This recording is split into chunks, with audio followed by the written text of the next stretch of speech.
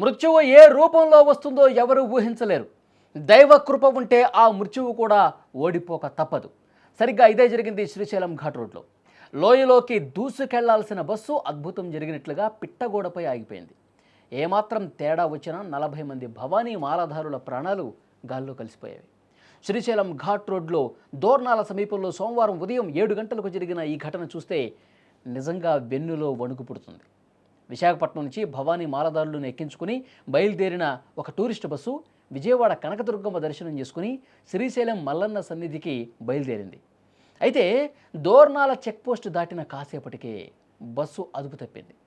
వేగంగా వెళ్ళి రోడ్డు పక్కనే ఉన్న రక్షణ గోడ ఏదైతే ఉందో దాని పైకి ఎక్కి నిలబడింది. ఒక్కసారి స్క్రీన్ మీద కూడా మీరు చూస్తూ ఉన్నారు.